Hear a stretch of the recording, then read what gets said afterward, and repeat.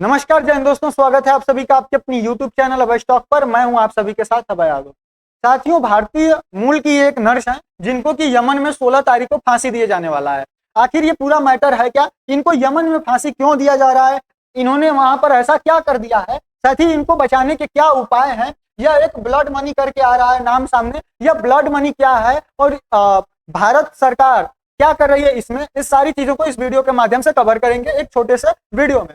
साथियों, video start करने से पहले आप सभी से अनुरोध है कि आप में से मेरे 90% ऐसे व्यूअर्स हैं, मेरे ऐसे साथी हैं जो वीडियो को देखकर सिर्फ चले जाते हैं। तो आपसे अनुरोध है कि चैनल को सब्सक्राइब जरूर कर लीजिएगा। इससे हमें बहुत सारा मोटिवेशन मिलता है एक सही सत्यापित कंटेंट आपके पास पहुंचाने के लिए। चलिए स्टार्ट करते हैं वीडियो में। उम्मीद करते हैं आप लोग सब्सक्राइब कर लेंगे क्योंकि ये टोटली फ्री होता है, इस पर कोई भी चार्ज नहीं होता है। साथ ही यहाँ पर आप देख सकते हैं कि जो एनडीटीवी द्वारा इसको कवर किया गया था, ये जो है कि हेडिंग बनकर आया हुआ था। अब आइए समझते हैं कि ये निमिषा प्रिया है, ये हैं कौन? तो देखिए, ये निमिषा प्रिया है जो कि भारत के केरल के पलक्कड़ में इनका जन्म हुआ। पलक्कड़ करके एक जगह, वहां पर इनका जन्म हुआ है।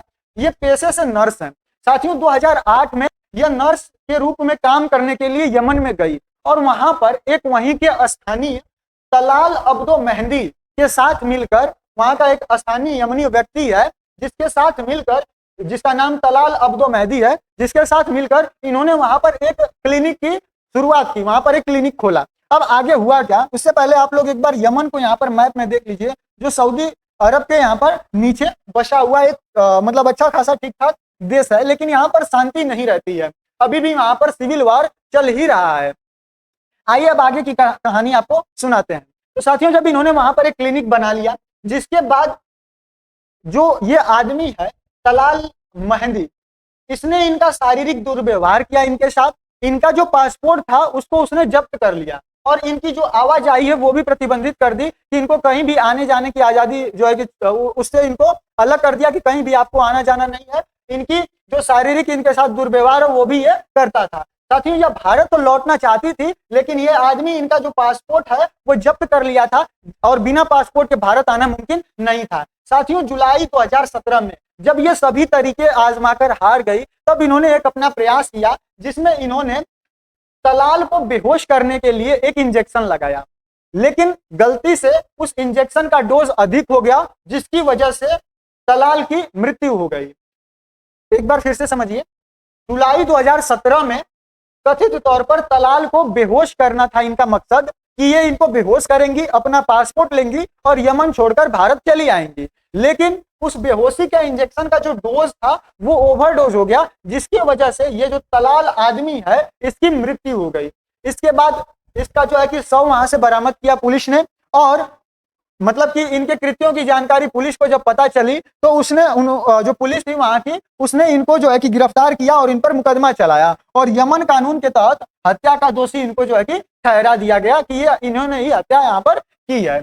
साथियों, कानूनी स्थिति की बात करें तो 2018 में निमिषा को यमन की अदालत द्वारा मौत की सजा सुनाई गई और 2020 तक उनकी जो अपीलें थी वो समाप्त हो गई थी। यानी कि जैसे भारत में अपना सुप्रीम कोर्ट सबसे ऊपर है, सुप्रीम कोर्ट, उसके नीचे आपका आता है हाई कोर्ट, उसके नीचे आपका आता है डिस्ट्रिक्ट कोर्ट। यानी कि अगर कोई मामला होता है तो पहले डिस्ट्रिक्ट कोर्ट में जाता है, अगर मतलब छोटे स्तर से, उसके बाद हाई कोर्ट। अगर आप डिस्ट्रिक्ट कोर्ट में आदमी अगर दोषी ठहरा दिया जाता है तो वो क्या करता है, वो हाई कोर्ट में अपील करता है उस फैसले के खिलाफ। फिर हाई कोर्ट में अगर जो फैसला आ जाता है तो उसके बाद वो फिर सुप्रीम कोर्ट चला जाता है। चाहे यह पक्ष संतुष्ट ना हो या दूसरा पक्ष संतुष्ट ना हो, दोनों में से जो चाहे वो इस केस को लेकर सुप्रीम कोर्ट तक जा सकते हैं। तो जिस तरीके से इसमें स्टेप्स हैं, उसी तरीके से यमन में भी कुछ स्टेप्स हैं, और वो जो सारे स्टेप्स हैं वो 2022 में खत्म हो गए। वहां के यमन की जो सर्वोच्च न्यायिक परिषद है और जो राष्ट्रपति है, उसने मृत्यु दंड की सजा की जो है कि पुष्टि कर दी। इन्होंने कहा कि इसमें इनको कोई वरीयता नहीं दी जाएगी। साथियों, अब फांसी की तारीख 16 जुलाई 2025 को तय की गई,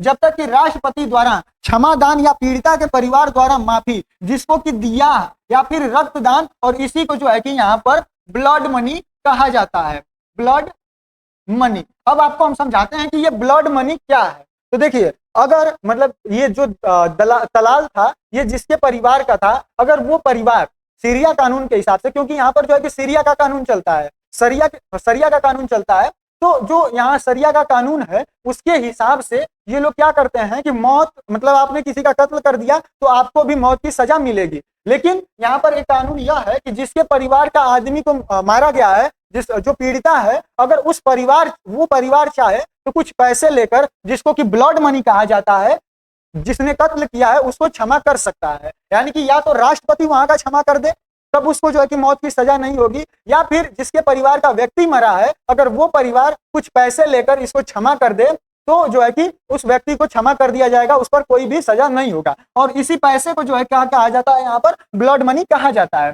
साथियों, इस्लामी कानून रक्त धन यानी कि ब्लड मनी, मैं आपको बताया यमन में शरिया कानून जो है कि यहाँ पर चलता है, जिसके तहत हत्या के शिकार व्यक्ति के परिवार को फांसी की मांग करने, रक्तदान यानी कि रक्तदान यानी कि ब्लड मनी स्वीकार करने या आरोपी को माफ करने का अधिकार होता है। यानी कि शरिया कानून के अनुसार जो व्यक्ति मरा है, जिस भी परिवार का है, वो परिवार फांसी की भी मांग कर सकता है और ब्लड मनी लेकर उस जो हत्यारा है उसको जो है कि क्षमा भी यहाँ पर कर सकता है। यह अधिकार जो है कि वो पीड़ित परिवार के पास होता है। साथियों, निमिषा के मामले में तलाल के परिवार को स्वेच्छा से क्षमा करना होगा और इस आशय के कानूनी दस्तावेजों पर हस्ताक्षर करना होगा। यानी कि इससे रिलेटेड जो पेपर्स हैं उस पर जो है कि इनको दस्तावेज जो पेपर्स हैं उस पर इनको इनके परिवार को सिग्नेचर करना होगा कि हाँ हमने जो है कि क्षमा कर दिया। साथियों, यह सब व्यवहार रास्ता बचा हुआ है, ये लास्ट ये जो कि ऑप्शन यहाँ पर बचा हुआ है। साथियों, अब ये ब्लड मनी के पैसे की बातचीत हुई, क्योंकि अब लास्ट यही ऑप्शन बचा है कि इनको ब्लड मनी दे दिया जाए। तो अब जब इसकी बात स्टार्ट हुई तो इसमें शामिल कौन कौन है, तो जो निमिषा की मां है वो शामिल है, साथ ही भारत के जो मानवाधिकार के लोग हैं, मतलब मानवाधिकार आयोग के जो कार्यकर्ता हैं वो इसमें शामिल है। वहीं यमन के जो यमन आदिवासी नेता हैं और कुछ बिचौलिए यहाँ पर शामिल हैं। साथियों, एक इंटरनेशनल सेव निमिषा प्रिया इंटरनेशनल एक्शन काउंसिल जो गैर सरकारी संगठन से भी इसको जो है कि समर्थन मिल रहा है, यह भी इसमें जो है कि शामिल है। साथियों, अगर मुख्य बिंदु की बात करें तो परिवार ने कथित तौर पर $1 मिलियन यानी कि करीब 8.3 करोड़ रुपए, 8.3 करोड़ रुपीस की जो है कि यहाँ पर जो पीड़िता का परिवार है उसने मांग की है कि अगर आप लोग हमको इतना पैसा दे देते हैं तो हम लोग जो है कि निमिषा प्रिया को माफ कर देंगे। लेकिन सभी तरीके आजमाकर क्राउड फंडिंग, सार्वजनिक अभियानों के माध्यम से अभी तक सिर्फ और सिर्फ 1.6 करोड़ रुपए ही लगभग इकट्ठा किए जा सके, जिसकी वजह से इन्होंने माफी करने से जो है कि मना कर दिया। लेकिन यहाँ जो पीड़िता है उसका एक करीबी जो रिश्तेदार है वो इस पर भी जो है कि वो सहमत हो गया है कि ठीक है आप हमको इतना पैसा जो है कि दे दीजिए। लेकिन जो और भी इसके फैमिली मेंबर्स हैं वो यहाँ पर रेडी नहीं हो रहे हैं। साथियों, अब इसके बचाव में बाधाएं क्या पड़ रही हैं, यानी कि इनके जो बचाव है, इनको बचाव करने में बाधा क्या आ रही है, तो देखिए पहला तो यमन में कोई भी भारतीय दूतावास जो है कि वो नहीं है। साथियों, यमन में चल रहे गृह युद्ध के कारण भारत का वहां कोई राजनीतिक प्रतिनिधित्व नहीं है।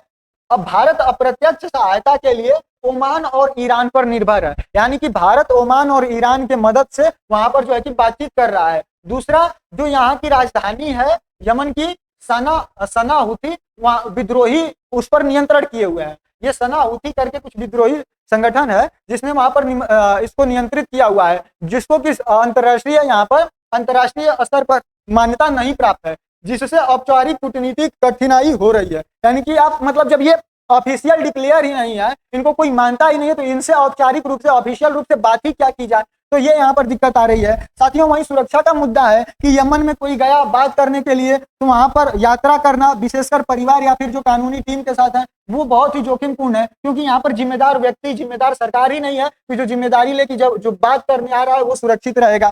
साथियों, सांस्कृतिक और कानूनी जटिलताएं भी है। यहाँ के जो कानून है उसमें भी बहुत सारी समस्याएं हैं, क्योंकि वो बहुत ही कठिन है इन लोगों का। साथियों, भारतीय सर्वोच्च न्यायालय में भी ये मामला गया 2023 और 2025 में, जिसमें भारत के सर्वोच्च न्यायालय में एक याचिका दायर की गई, जिसमें सरकार से अनुरोध किया गया कि उच्च स्तरीय राजनीतिक हस्तक्षेप इसमें जो है कि सुगम बनाया जाए, निमिषा की मां और वार्ताकारों के लिए सुरक्षित जो है कि मार्ग वहां पर जाने के लिए सुनिश्चित किया जाए, रक्तदान के लिए धन जुटाने, यानी कि जो ब्लड मनी है उसके लिए जो धन जुटाना और यमनी पक्ष को शामिल करने में सहायता करे। और जो सर्वोच्च न्यायालय है वो इस याचिका पर आज 14 जुलाई 2025 को ही सुनवाई करने वाला है। तो देखते हैं कि इनका जो है कि फैसला क्या निकल कर आता है। साथियों, कूटनीतिक प्रयास की बात करें तो भारत सरकार के विदेश मंत्रालय ने कानूनी सहायता यहाँ पर प्रदान की और जिबूती और ओमान में भारतीय मिशनों के माध्यम से यहाँ पर जो है कि कोऑर्डिनेशन हो रहा है। परिवार को सुरक्षित आचरण पत्र की पेशकश की गई। ईरान की भागीदारी की अगर बात करें तो ईरान हौथी विद्रोहियों का समर्थन करता है, इसलिए उसने सना के अधिकारियों के साथ मध्यस्थता की पेशकश की है। यानी कि जो ईरान है वो यहाँ पर जिनका शासन है, जो सना के विद्रोही है उनका यहाँ पर शासन है, तो इसकी ईरान की उनसे बहुत अच्छी बनती है। तो भारत के साथ ये जो है कि पेशकश किया है कि हम इसमें जो है कि मध्यस्थता करेंगे। अब देखा जाता है कि ईरान की जो सरकार है उसमें क्या करती है। साथियों अभी क्या किया जा सकता है, तो देखिए पहला तो जो ब्लड मनी है, रक्तदान, ब्लड मनी, उसके माध्यम से पारिवारिक क्षमा यानी कि परिवार के द्वारा क्षमा दिया जा सकता है। या फिर जो हौती के राष्ट्रपति हैं वो जो है कि इसको जो है कि क्षमा कर दें तो इसकी फांसी रुक सकती है। या फिर आपातकालीन अंतर्राष्ट्रीय कूटनीतिक अपील यूएन द्वारा या फिर ईरान संयुक्त राष्ट्र द्वारा, इनके द्वारा कुछ टिप्पणी की जाए, इनके द्वारा हस्तक्षेप किया जाए तो इसको रोका जा सकता है। साथियों अगर समर्थकों के सुझाव की बात करें तो वैश्विक मीडिया का ध्यान यमनी अधिकारियों पर दबाव बनाने में सहायक हो सकता है। सार्वजनिक क्राउड फंडिंग से जो ये ब्लड मनी का लक्ष्य है उसको पूरा करने में मदद मिल सकती है। वहीं भारत सरकार से ईरान और ओमान की सहायता से इनके बीच जो है कि बात करके इस मैटर को सॉल्व किया जा सकता है। अब देखने वाली बात यहाँ पर ये होगी कि भारत की जो कूटनीति है वो कितनी यहाँ पर कारगर साबित होती है। बाकी आपका अपना क्या राय है कमेंट सेक्शन में जरूर बताइएगा, और वीडियो के लास्ट तक अगर बने हैं तो चैनल को बिना सब्सक्राइब किए मत जाइएगा, हम ऐसी ही खबरें आप तक लेकर आते रहते हैं। चलिए मिलते हैं अगले वीडियो में किसी अन्य टॉपिक के साथ, तब तक के लिए जय हिंद जय भारत।